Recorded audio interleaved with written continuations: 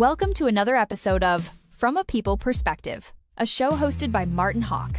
Today's guest is Laura Khalil, founder of Once Upon a Roll, and someone redefining how teams learn, collaborate, and connect through play. With a background in consulting and working with Fortune 500 companies, Laura saw firsthand how even the smartest teams can struggle with alignment, communication, and trust. That led her to an unconventional solution, using role-playing games like Dungeons & Dragons as a tool for team development. In this episode, we explore how role-playing games can be used in corporate training, not just as an activity, but as a way to unlock real behaviors, decision-making patterns, and team dynamics. We dive into the benefits of experiential learning and play, and why traditional methods like workshops and presentations often fail to stick, while immersive experiences create lasting impact. And we break down how games can build trust, empathy, and stronger relationships within teams by removing hierarchy, encouraging participation, and creating space for people to show up differently. This podcast is brought to you by the People Group. We're on a mission to economically empower people leaders. By joining our community, you'll gain access to career opportunities, a network of over 6,000 modern people leaders, and exclusive tools and resources. Learn more at thepeoplegroup.com. Hey everyone, welcome back to another episode of From a People Perspective. I'm your host, Martin Hawk, and today we've got Laura Khalil here, founder of onceuponaroll.com. Welcome, Laura. Hi, Martin. Hi, everyone. It's so great to be here. I am so excited for our topic today. As am I. Backstory to how this all came to be. Somehow, through the magic of the internet, your post and profile showed up on my feed in LinkedIn, and it was talking about Dungeons and Dragons and tabletop role playing. And so obviously that's bait for Martin for sure. And I clicked in and messaged you. I'm like, I love everything that I see. I would love to learn more. Do you want to do a podcast? And you were like, sure, why not? And here we are. Here we are. So, Martin, I have to ask you a question. I know I'm going to flip the tables on you immediately. Love but for it. those who don't know, there are several different types of players you can play in D&D. We call them classes. Yeah. And I always think they say a little bit about you, what your favorite one is. So what is your favorite class of D&D character? In video games and when I play, and usually I'm the DM, so I don't have the delight of it, I'm typically leaning towards some sort of like spellcaster. I'll bounce between like a warlock or a rogue typically. Ooh, So I like rogues. I like being sneaky. I don't like the upfront conflict. Or I've not done a bard, but I feel like bard is the next place I would like. I want to go high on charisma stats and see what kind of trouble I can get into with that. Bard is my favorite character to play. And I will frequently multi-class a bard with a rogue. Hopefully we haven't lost absolutely everybody who's listening who's like, what the hell are they talking about? But I love mixing those characters together. I think they're a cool combo. Let's start off with, I think it would be good to like do a semi-brief deep dive on, not like a semi, like this is what it means and this is D&D or this is tabletop role playing for the folks. I'm sure you're familiar with that experience. Before we do that, I want to just start off with some high level icebreakers, and to keep with today's theme, which is I've got my own little D20. And I've created a nice little chart. So I'm going to roll 3 or 4 times, and that's going to indicate the icebreaker questions that we're going to use today. Amazing. So, and you actually you said one of the icebreaker questions, which is great. So it's my that was a 5. Question. Okay, what's a 5? 5 is, what board game or tabletop game do you think secretly teaches the best life lessons? Oh my gosh. What board game or tabletop? Let me start with a board. Let me just do a board game because I think for the audience, that'll probably be easier to wrap our heads around first before we get into this tabletop stuff. There is a wonderful game out right now called Wingspan. Okay. Wingspan, um, for anyone who's curious or who likes aviary type things, who enjoys birds, who likes learning about birds, it's a wonderful, wonderful game to play, very family friendly.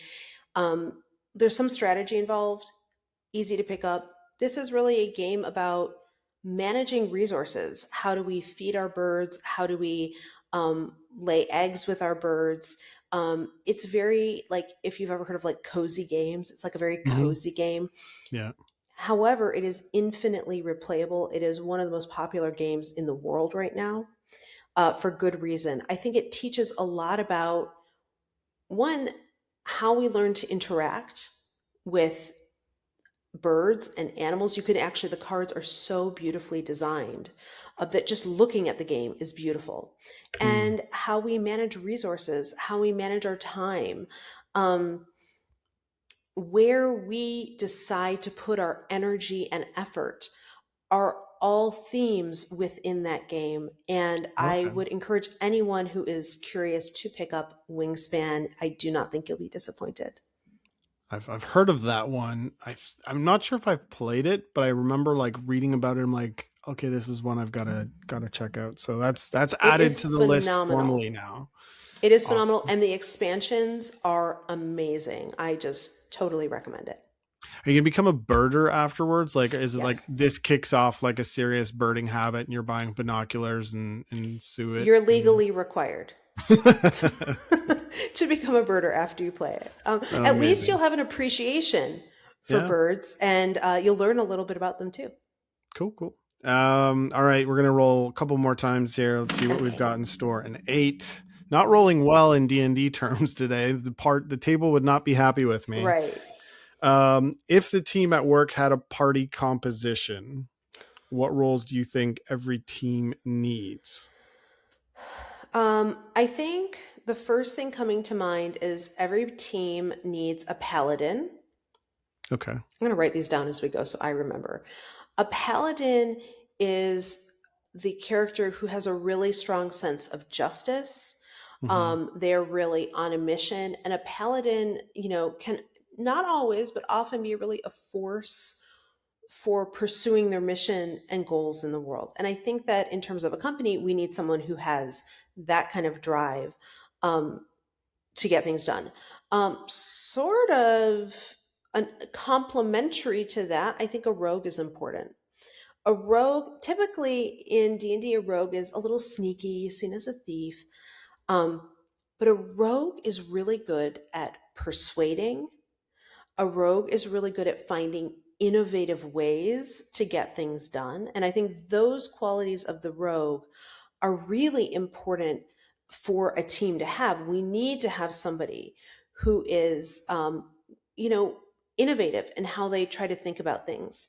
Both the paladin and the rogue are more of what we would call in the D&D world frontline characters. They are Mm. people who are at when we're having a battle in D&D. They're more upfront, facing the monsters. But there are characters who are also very important, who are more, let's say, behind the scenes. I would put. I'm obviously preferential to a bard, so there's going to be a bard in any group that I'm a part of, because I will be the bard. And the bard is, can bring some levity, some joy. They When things get really serious, the bard can come in and lighten the mood. And Hmm. that's really important, right? Like if things are like super heavy. Um, the bard also, while they are somebody who fights more from a distance because they're what we call a spellcaster in D&D, they cast spells, and when you cast spells, you do them from afar. Um, they are still really powerful, even if they're not on the front line.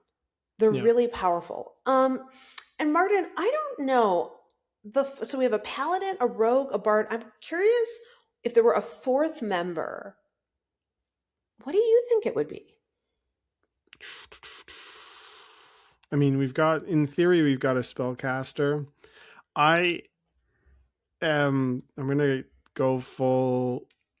You almost always need sort of the wizard, and not from like the spellcasting perspective, but from the perspective of like typically known as the person that does the research and like is academic Yes. and is the subject matter expert, and you kind of need to have that very technically oriented person to just know all the stuff about what's going on so that you can refer to them when it comes to like, oh, we're in a bit of a pickle, and like you've got somebody on your team that's like, oh, I was here 10 years ago Yes. and this is the problem we encountered and this is how we solved it, and they're kind of there guiding them to like, so I mean, a wizard on a team might be just somebody that's been with the organization for a long time, has a lot of institutional knowledge that just might not get documented or put down and shared. I love that. I was almost going to say a cleric. A Oh cleric yeah. is more of a healer. Yeah. I maybe we could. I hate to swap out the bard. I'm so partial to the bard, but I could see the cleric taking the role of the bard, healing things, repairing rifts, Yeah. bringing people together. I think the bard can accomplish those functions as well. But yeah, I love a wizard. What an amazing addition. You need that subject matter expert. Absolutely.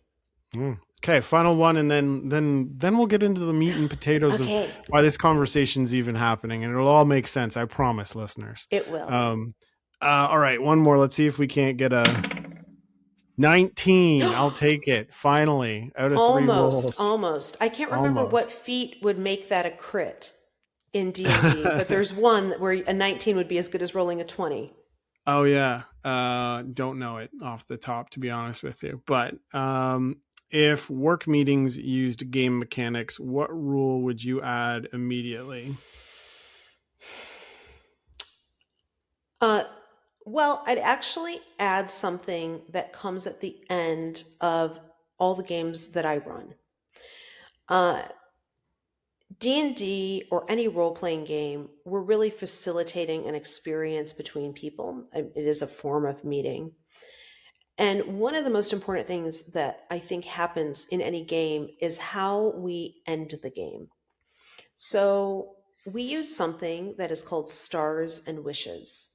Mm-hmm. Stars are star moments that you remembered, things that were amazing, things that you want to like highlight and call out. Um, in business language, we sometimes call that like, what's your key takeaway from today? Hmm. Um, but I like when I do stars, what I like to do, especially when we're strengthening team dynamics, is I like to say everybody at this table has one star to give out. Who do you want to give your star to at this table and why? So, as a way of saying, like, who here do we want to like give a high five to? Do we want to like acknowledge for their work? Or for some contribution they made either during the meeting or during your work week or even during the month that you're like, hey, that really helped me. Thank you so much. We helping people feel seen and appreciated is something that we rarely make time to do Hmm. within our business life. And I recommend giving out stars to people. Wishes are the, when we call it stars and wishes, wishes are the things I'd love to see next. Wishes Yeah. are the things that I wish we would do this next. And I think we can also incorporate that in our meetings. What would you love for how we move forward? What would help you make your life easier or your work easier? Asking people those types of questions and really closely listening to the responses can make a world of difference in terms of the culture of an organization and the engagement we get from our employees. Again, because they feel listened to, they feel heard. And so, stars and wishes is what I would do. Stars and wishes. No, I love it. I love it. Yeah. Um, uh, Context. Everybody, thank you. If you're It's an still here, yeah, they are. They love it. So I'll frame this, and you don't know this. I didn't say this out loud, or when I reached out, it was more of just like, hey, do you want to do a podcast? And you're like, yes, and I love it. Um, Context.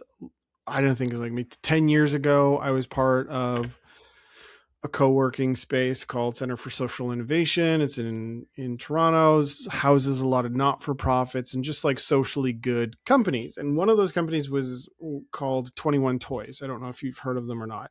No. But they're of a mindset that teams grow stronger when teams know how to play together. And so they have this workshop, and it's for employers, it's for teams, it's for a million different avenues, but it's all for adults I love it. in the business world, right? And I went I went to one of their sort of workshops. I went through it. I even I played the game with my sister who I grew up with, and it was wild to me just seeing in like, and as a recruiter, I've been a recruiter for 20 plus years, and as a recruiter, I'm like, I learned so much about my sister in that 15 minutes of playing that game, um, that I just like saw things, and I could draw them back to like having the advantage of knowing her for my whole life. I was able to like extract all these like interesting sort of like data points. I'm like, oh, this is what it's like working with her. And these are the frustrating moments. And like there was frustration built into the game on purpose, Yeah. forcing you to collaborate, all things that you're sort of like nodding your head. So I'll get to the real point is like, from that point onwards, and I tried to bring the toy into the company I was working with, and like, we need to bake this into our recruitment process. It was a little avant-garde, I suppose, and that never happened.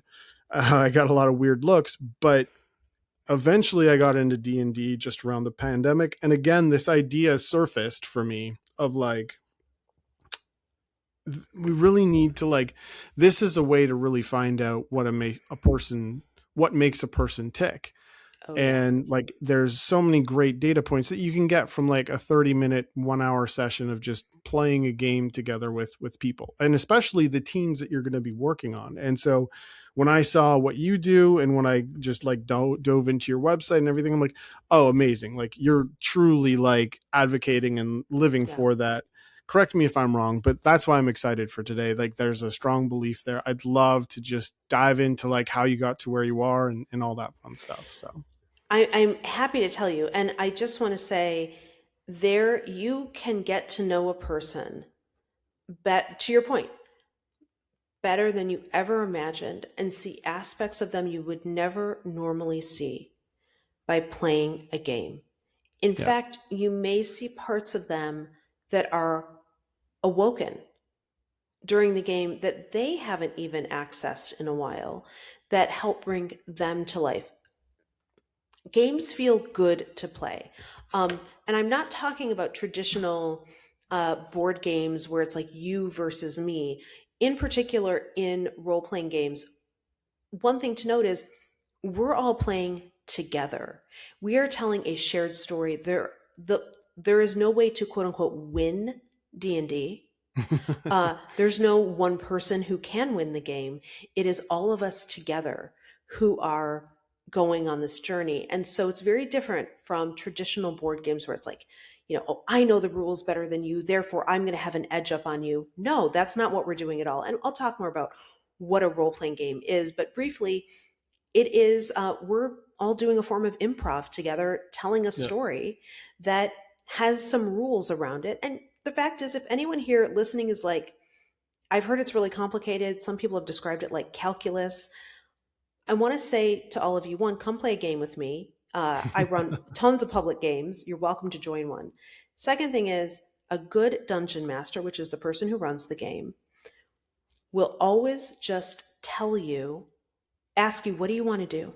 Mm-hmm. And they'll Yeah. tell you how to do it. Don't worry at all about the rules, about this character sheet with all these numbers or things. Don't worry about it. We will help you. How did I get into this? Well, I've been a consultant for the last 13 years, primarily in the space of marketing. And I did a lot of work earlier on in my career with Fortune 500 companies, helping bring products to market. I have some very distinctive memories of sitting in the boardrooms of companies that you and I use the products of today. They are used by hundreds of millions of people around the world. And sitting there thinking, we have the smartest minds, you know, in the world in this room. We have very deeply intelligent people. The vetting process to be able to actually work at a Fortune 500 is, as you know, as a recruiter, I mean, it's like ruthless. It is Yeah. so high. You just have to be at a very high degree. So we have all these really smart people sitting around a table trying to decide the future of a product. And I'm thinking in my head, well, surely we put all these great minds together, we're going to figure this out. And in fact, what we saw was very different from that. We saw a lot of division. We saw a lot of what I would call, sometimes they call them silos. Yeah. In my head, I actually would have described it more as fiefdoms, because it wasn't just I'm in my department and you're in your department. There were moments where a department was trying to figure out how to one up another department, how to cut them down. That is deeply dysfunctional behavior. And it always stayed with me. I couldn't figure out why this was happening. And I thought, gosh, shouldn't we be smart enough to know not to act this way and to like, we're all on the same team? So that stayed with me for many years through my work. I began playing D&D very much like you during the pandemic. I immediately fell in love with it. I also, especially as a woman, I was like, D&D, ooh, gross. I don't want to play with a dungeon in a dragon or in a dungeon with a dragon. Like, ew, like I don't want to do Yeah. any of that. That sounded repellent to me. And one of the greatest challenges that D&D has is frankly its name. It can be very repelling to people. You know, if you grew up in the 80s, you may think of the Satanic Panic, and all of the characterizations of D&D from that era. If you grew up in the 90s, you may think of kids getting stuffed in lockers because they played D&D, right? It was very uncool to play D&D until really about 13, 14 years ago, and in particular with the rise of Stranger Things. So Yeah. there's so much misunderstanding of what this game is, and really all it is a shared story. So there's no board necessarily. We can play just by talking. And the storyteller or dungeon master is telling the story. So I started to play more during the pandemic. And I started to just naturally see, wow, there's some incredible benefits to the group. I'm getting to know the people that were complete strangers to me in advance. I'm getting to know them in ways I never thought I would know them. And I thought to myself, why aren't we doing more of this out in the world? So I began to look into the research and understand what is going on with teams. What's the research behind Dungeons and Dragons from a therapeutic standpoint, from a team building standpoint? And there is research, and quite a bit of it, that bears out the therapeutic benefits of D&D. In fact, there are many therapists today who use D&D with their patients in a clinical setting. They do group therapy with D&D, and it is used very widely in schools as an educational tool. And the one frontier that has not yet been fully conquered is the corporate space. And that is the space I know really well. So the benefits of when we're playing in a game,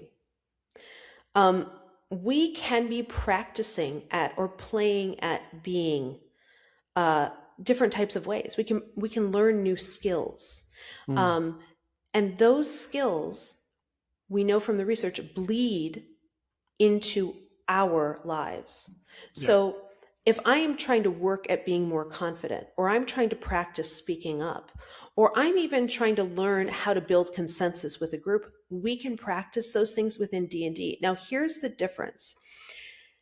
You would not, for example, let me make a little pivot. Imagine, Martin, I said to you, okay, we have a football team that's going to be going to the Super Bowl. And I suggested that we prepare that team by having them watch a PowerPoint. Yep. You'd be like, you're crazy. Yeah. Like, what are you doing? They're never going to prepare unless they get on the field.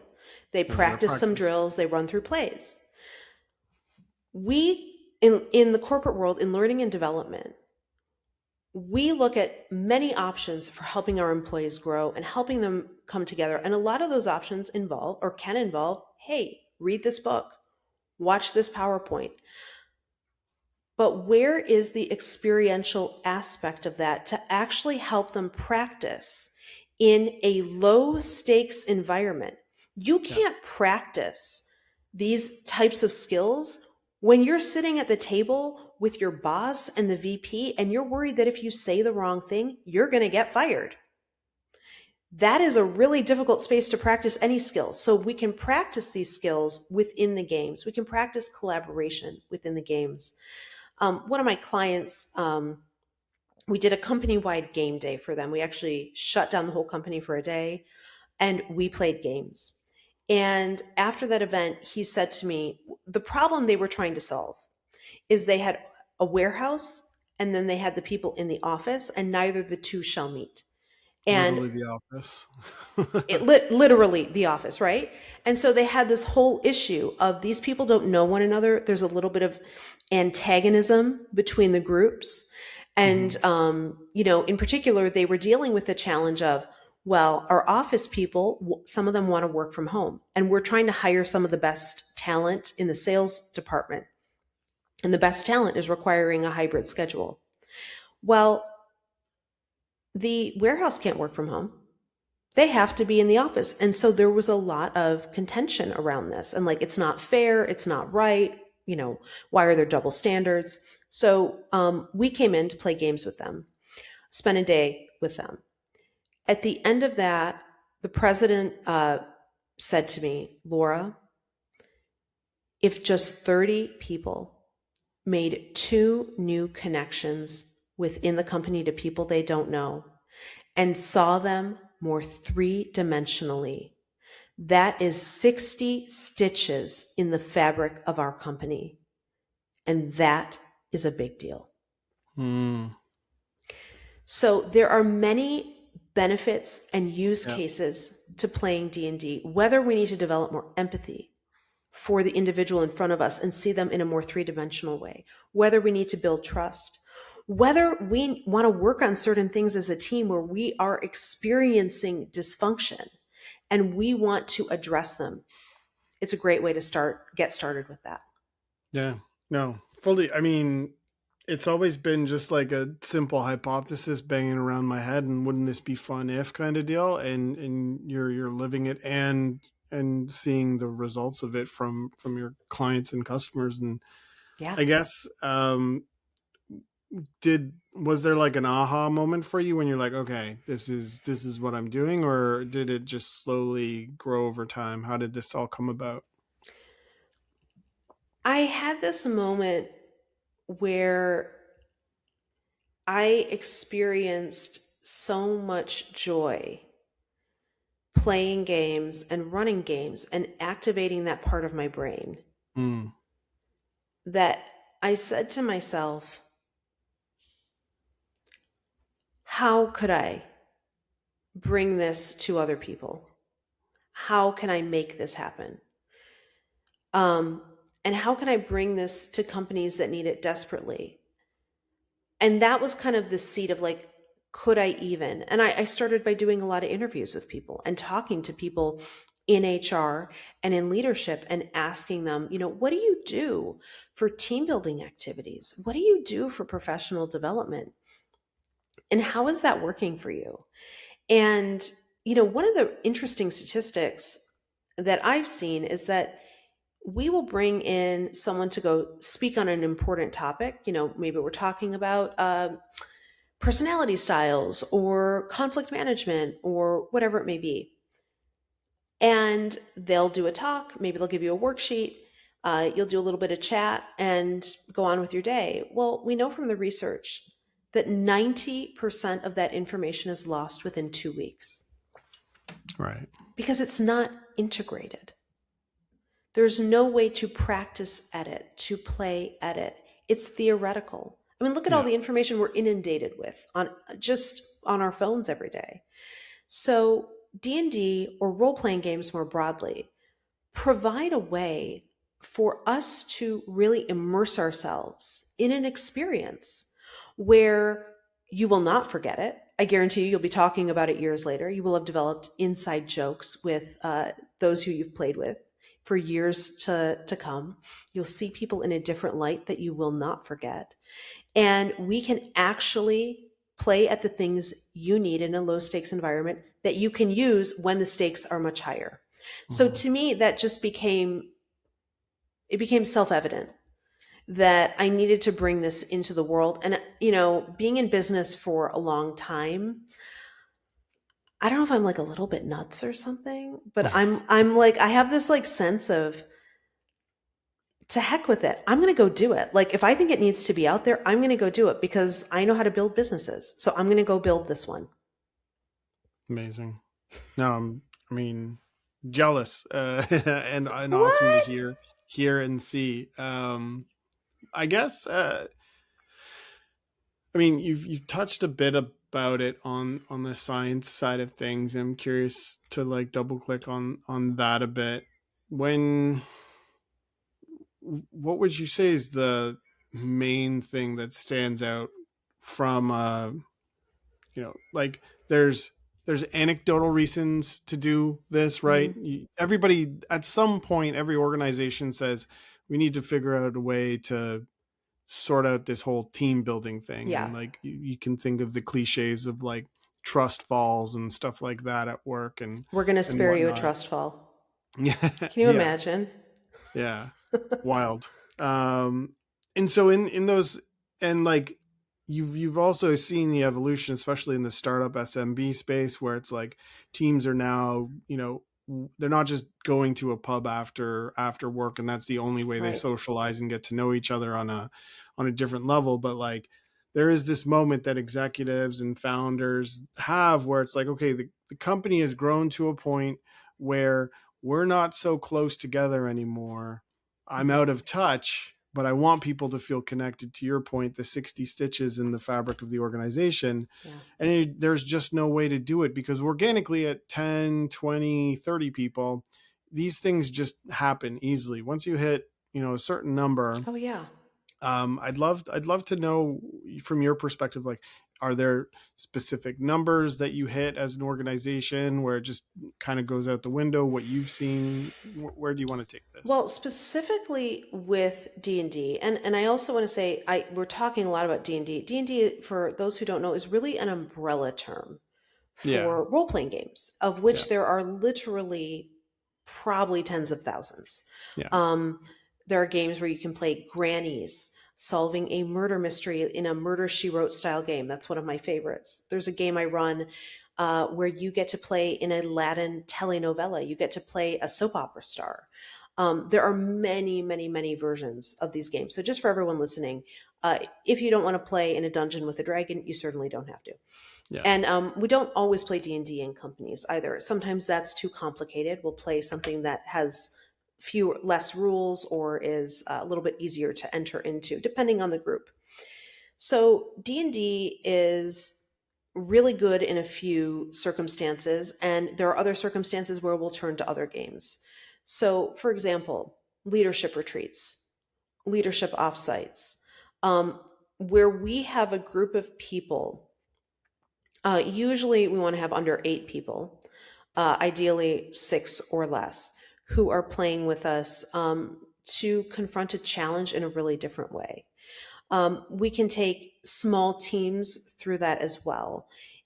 If we're going to play D&D with, let's say, 100 people, that's possible. It requires multiple DMs because D&D really needs to be played at a yeah, table. It's not like a game that can be played with thousands of people all at once or hundreds yeah, of people all at once, but we break the room up into tables. We then have a DM at each table who is taking them through a shared adventure. So the whole group comes together, but it's primarily a good activity when you have small teams that want to become more tightly knit. When I have a group of 20, 50, or 500 people, we have to turn, typically we will turn to other games depending on what the goals are for the company. So I did a game day recently where we were trying to teach an organization how two departments could work better together. So with that in mind, we had over 30 people to work with. We don't play D&D in that case. What we did is we played an airplane game. It's like a board game. And in that game, we you only have two people playing each game. You have a pilot and you have a co-pilot. And together they have different functions of what they're able to do in the game, but their goal is united. Their goal is to land the plane. And so with that game, we try to teach, hey, you're both needed, even though you're both in different departments and you do different things, but this doesn't work without either of you. So the answer is we can play games at any size company, at any organization. It just depends what the company wants to do.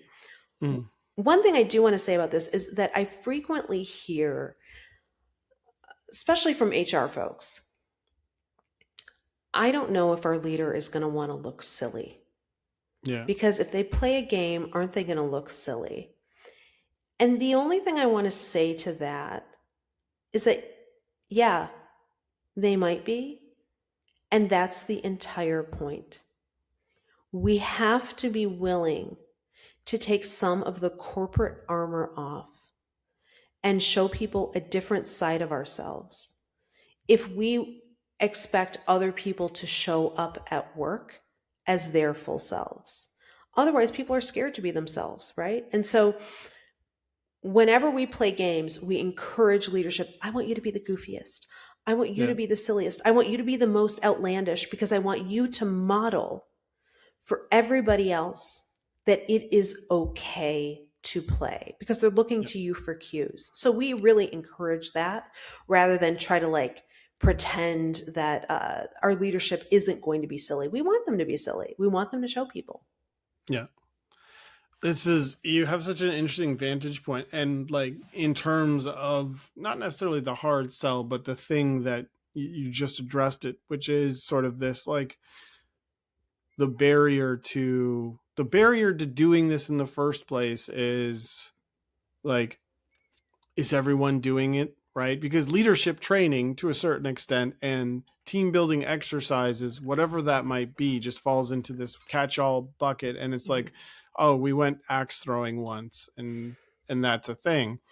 And don't get me wrong, you get those moments of team building and bonding, Sure. and you learn more about each other through that kind of game, and just through any sort of like, okay, we're not at work, we're not in front of a screen, we're not writing emails, we're not talking about the deadlines and the KPIs and the metrics. And so you do get that chance to like form bonds. The one thing that kind of stands out to me, and I'm sure this is what you saw as well, you've kind of talked about it, but it's just, you just learn so much about a person's personality when you're all focused on something together. Like axe throwing, for example, is just an individual doing good at a thing together, and rinse repeat who can be That's the best it. axe thrower, right? Nothing against that as an activity, but you kind of have to be put into this like team environment. And the thing that kind of became, what's interesting is, like, I run a campaign. I'm running 3 campaigns right now, all of the same module. I've been running the same module just so I don't have to memorize. Lost Mine of Phandelver, Okay, cool. the starter pack. So I don't need to learn other, like I could just pick up and go, and it's not a hard thing. And I have the luxury of knowing these people in different settings. So like one group is like the people I've worked with, like they're all people that I've worked with at different companies at some point. They all came together. And another is like friends from 20 or 30 years ago. And in each of these campaigns, like there's it's strange that like you could pick anything and be anything, but ultimately how they play the game, their strengths and their weaknesses show up exactly as how I've seen them show up in real life as well, in such a way that I would be like, oh, so this is how they're going to react in that circumstance. Yeah. I guess, have you had what aha Yeah. moments have people come back to you with, like, okay, like after playing for an hour, 2 hours or whatever, this, I know so much more as a result of it. Well, I'll tell you, I'm going to answer your question in a slightly different way, No, go for it. which is to say, sometimes when we play D&D with people, or we just play games with people, because we also offer games of all tabletop games of different varieties based on the problem we're trying to solve. They can be used in a way of understanding team dynamics and team development, and who are the people who need more support, maybe more coaching and guidance, who are your high potentials, who have natural leadership capabilities, and they rise to the challenge even though they don't know what's going on. Who are the people who may seem confused but don't want to ask questions? Hmm.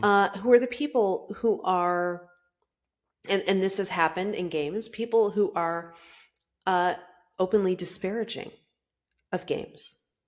In some ways, if you are disparaging of a game, in some manner, there's a psychological safety to feel comfortable enough to say whatever you're going to say and know that it will get back to leadership. On the other hand, um, if you are in a leadership function and you're speaking that way, what message are you sending to the team, and where could Yeah. you benefit from learning how to communicate what's going on differently, and when to speak up, and when maybe it's a better time to model different behaviors? So there are many cases where we're brought in because a team is trying, or because a leader is trying to understand the team dynamics. They're too close to it. They can't see it clearly. And so we come in to tell them what's going on with the team, who needs more support, who seems to be doing well, good on their feet, and really identify like who may be the leaders you want to spend more time with, or the emerging leaders you want to spend more time with. It can absolutely work in that way. Yeah. It's interesting because they're, to a degree, right? At the end of the day, it's like you're running a business. You probably have like folks that are very into like, this is taking a day. I'm Hmm. small percentage, I'm sure, but like I should be doing my job, right? Yeah. Maybe they're in a high Hmm. pressure situation. Maybe they're a salesperson. I'm stereotyping right now, but let's just assume that that's the case. And that Sure. individual, let's say they're a leader, right? What's interesting is like if that person feels confident and comfortable enough to say like, this is a waste of time, I don't want to do this, we should like whatever, Hmm. and they're a leader, right? To your Yeah. point, right? Like, well, if something comes down the pike in 6 months that they don't agree with as a leader in the business, that there's, you could, it's probably a safe bet that that's also how they're going to react with their team, but not in a public setting, not in a, Right. and so there's, it's like good, they have the confidence to speak their mind, right? Yeah. But there's also this element of like, okay, well, there's that interesting, like when you, I guess, have you had really sort of surprising feedback or insights into an organization as a result of like games and the feedback that you've gotten over the years? Yeah. So the first thing I'll say is, for people, I just want to address, for people who feel like this might be a waste of time, like any team building activity is taking away from Yeah. the day-to-day business. I want to just first say that play is actually pretty serious business. It really is, because it's how we learn. Yeah. Um, is how we learn as children, when the brain is elastic and we're playing at interacting with people. We're playing house, we're playing cars, we're playing whatever. We're learning skills and socialization through it. And the wonderful thing about the brain is that the brain, we know now, the brain does not stop learning. We don't hit, adulthood and then we're like locked in. That's what the old thinking used to be. The new thinking is now that no, the brain continues to grow. Um, And so we can continue to use play as a learning tool. So I would say to any leader or any individual who thinks, if I'm not doing my job, this is a waste of my time. And I would encourage you to ask yourself, how could this benefit my job? Right. How could I take something away from this that benefits my job? Whether it's getting to know my employees better, it's practicing a skill, or multitude of other benefits. So, that's just what I would say about that. When we play with a group of people, you talked about like the axe throwing, right? If we go to do axe throwing, there's someone who's always like this is what they do on the weekends, right? Or the same thing with bowling. Like there's somebody who just like knows this really well and they're really good at it and they get to show it off. But that's still Bob from accounting. That's still, your SVP. When we get around a table, all those roles go away. Yeah. Like it doesn't matter that is, Bob. Suddenly Bob is transformed into like Alira, the female cleric from Baldur's Gate, who is going to help heal the party. And you're like, Bob is gone. Bob, totally gone. He's left the building, gone. Yeah. And that goes, so we're erasing titles, we're erasing hierarchy, and we're doing that for the few hours that we're playing. That changes things. Even just playing once changes things, because I see you not just, there's no being good at D&D. Like that's not really being good at D&D. All that means is that you're participating in the game in the best that you know how. That's all that means. If you choose not to participate, then please don't. But like, there's no being better at it or being worse at it. It's like, am I engaging with the group? Yes. Okay. You're doing it. You're playing. That's it. And so we equalize all of these different things. So people come out of a game after 2 or 3 hours and they're like, they'll say many things to us. First, I can't believe we're already done. Most people, when you play a game for 2 or 3 hours, think, you want me to play a game for 2 or 3 hours? Are you out of your mind? Yeah. And then when they play, they're like, I want to go again. I want to play more. I'm not done. So first, the time flies by. Second, they have connected with someone in a new and different way. They've seen someone differently. When we talk about like Google did this study a few years ago around how to engineer a perfect team. And it's super interesting. They studied hundreds of teams. They had their data scientists going through trying to figure out like, what is it? Is it just like really smart people, or like, are they people from like these kinds of colleges or this type of background? Nothing correlated. What they found is that the teams that are the highest performing and do the best, what they learned is all teams have a certain set of unwritten rules. Unwritten rules can be things like, hey, we Slack one another on the weekend, or the boss uses Slack at 10 p.m. So there's an unwritten rule that I probably need to be on Slack over the weekend or at night. There can be other unwritten rules like if the boss has an idea, we just go along with it, because we found that the people that don't go along with it, there can be a little bit of tension in the group. Yeah. And so we have a number of unwritten rules. And so the most successful teams, what Google found is the most successful teams are the ones, you can't avoid unwritten rules. They're part of how we operate. But the teams that work best together give everybody an equal voice at the table, so that every single person feels heard and gets the same amount of airtime. And here's the crazy thing about this. You can't mandate that. It's not a mandated, Martin, you get 10 minutes. I get 10 minutes. She gets 10 minutes. They get 10 minutes. That's not what it is. It's an unwritten rule of how they operate.